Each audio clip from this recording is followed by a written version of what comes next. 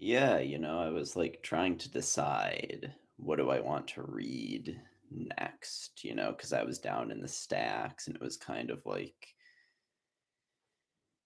part of me wanted to read a biography of Upton Sinclair, but then it was like, do I want to do that or do I want to read another one of the primary texts? And it was like, I kind of went back and forth, and I ended up going with Samuel the Seeker.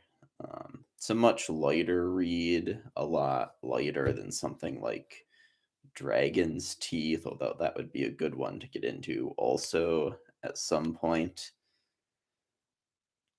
But yeah, I'm most of the way through it, and it's actually a pretty entertaining read.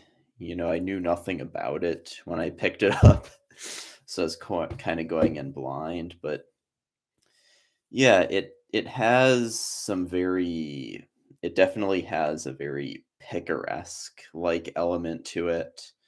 I think the closest thing I can compare it to is almost something like Nathaniel West's A Cool Million, or like, to a lesser extent, something like Huck Finn. It's the character Samuel, he's kind of bouncing around all over the place, kind of in and out of jail, in and out of favor with various people, taking up kind of one bizarre notion after another, only to be disillusioned of it.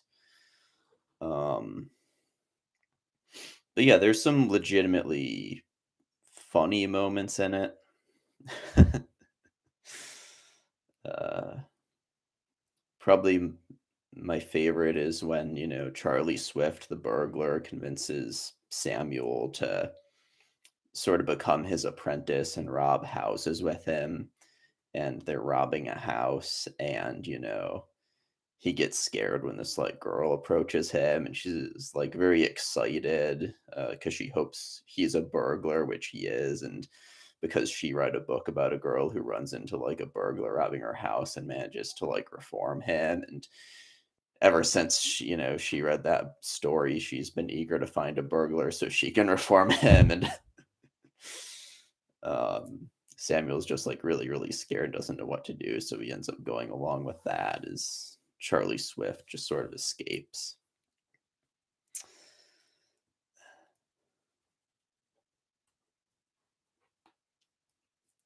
But yeah, I mean, it's Upton Sinclair, so there's a little bit more of there's definitely a more explicit sort of political agenda in it than there is in something like Huck Finn or A Cool Million. And probably the worst parts of it are that it can get a little bit tedious sometimes late in it when like he's Samuel's just kind of lecturing everybody, like, Dr. Vince, the clergyman who takes him in as an assistant, that like there's people in your church who are bad, who are, corrupt, politicians and do unethical things. How are you not, chasing them out? How are you not making sure that they all reform if they're going to be part of your congregation? And that's kind of the thing about Samuel is he's very, very earnest, but he also kind of lacks humility a little bit. Like there's several occasions in the story where he like tells kind of his own story up to that point to whoever he's talking to.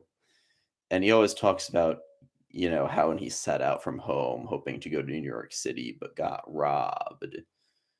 He always claims he got robbed and that's why he had no money and, couldn't get any food in any way and ended up in jail the first time on account of that. The thing is, he didn't actually get robbed necessarily. What actually happened was,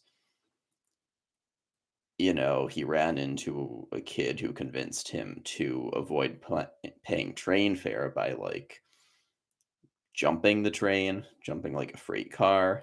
And um, when the train stopped, he like hid so he wouldn't be seen, then got locked inside. And what ended up happening was he pays a guy to let him out basically, so because the guy otherwise wouldn't, the guy's otherwise, well, then I have a duty to turn you into the police. But then the guy thinks, well, how much money do you have? And he kind of bribes the guy to be allowed out of the freight car and not go to jail, but he kind of it's a kind of revisionist history on his part that whenever he tells that story, he doesn't mention that. It's also that whenever he's lecturing Dr. Vince, he doesn't really, he's kind of, he has this sort of moral high ground. He seems to forget that the reason Dr. Vince knows him is because he was robbing Dr. Vince's house. uh, but I guess that's just part of the character is that he means very well. He's very earnest. Um, and what people are continuously astounded by is how impractical he is. Like when he meets the professor for the first time, because there's a professor character in this book who's like kind of a social Darwinist and, explains to him that, well, the people who can't find jobs, who are starving, it's actually good for the species because, their inability to survive is what makes the species, strong and vital. And then the second he learns, he's like, okay, we need to tell everybody this, we need to tell, all the starving people that this is why they're starving. So they know it's not in vain. And he's very, very eager to evangelize that idea until he's disabused of it by Dr. Vince.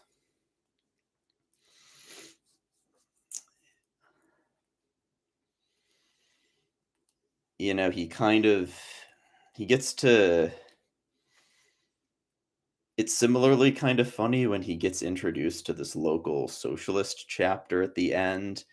And, even though he's been like railing against all the things railing against, he's like terrified of socialist and like is like terrified that like these are the people who are kind of taking up his cause until he finds out that,